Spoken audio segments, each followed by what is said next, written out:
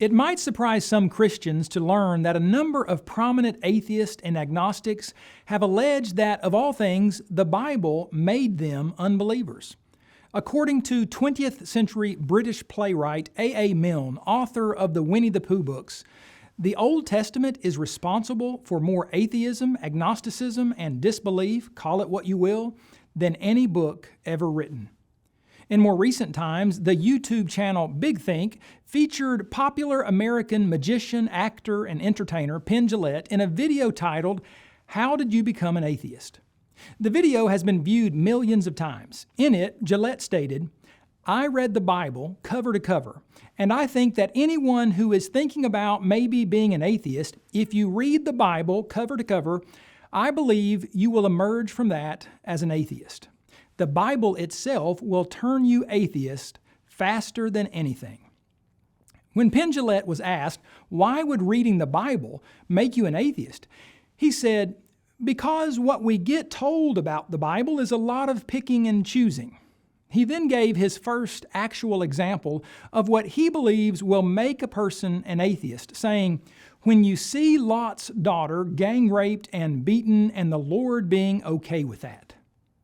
Indeed, in an attempt to protect two guests in his house, Lot offered his two daughters to an angry mob of homosexuals in Sodom, saying, "See now, I have two daughters who have not known a man. Please let me bring them out to you, and you may do to them as you wish." As incomprehensible and detestable as Lot's actions were, there is nothing in Genesis 19 or anywhere in Scripture that indicates God was okay with that, as Jillette contends. Quite the opposite, in fact. Genesis 19 actually reveals that the two guests, who were really angels sent by God, did not allow anything to happen to Lot's daughters. Rather, they, the angels, struck the wicked men of Sodom with blindness and later safely ushered Lot's daughters, as well as Lot and his wife, out of the repulsively sinful city prior to God destroying it. Still, some find it quite troubling that in the New Testament, Peter uses the term righteous 3 times in 2 Peter chapter 2, verses 7 and 8 to describe Lot. He wrote, "God delivered righteous Lot, who was oppressed by the filthy conduct of the wicked, for that righteous man, dwelling among them, tormented his righteous soul from day to day by seeing and hearing their lawless deeds." Why did Peter repeatedly call Lot righteous when many see a different picture of Lot in the book of Genesis? Was Lot really righteous? One must keep in mind that though a Bible writer may have recorded a specific sin or more than one sin and foolish actions of an individual, such revelation does not mean that the person could not also have been righteous. Jesus Christ was the only perfect man ever to live. Though Noah, Abraham, Moses, and others were counted faithful, they occasionally disobeyed God's will and acted foolishly or cowardly. God never blessed their disobedience, only their faithfulness. Similarly, just because Peter called Lot righteous does not mean that Lot was perfect.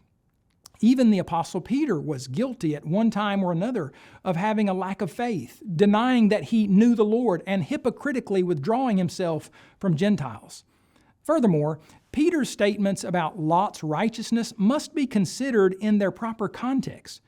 Similar to how Noah was an island of righteousness surrounded by a sea of iniquity, Lot was surrounded by extremely wicked, filthy, lawless citizens of Sodom.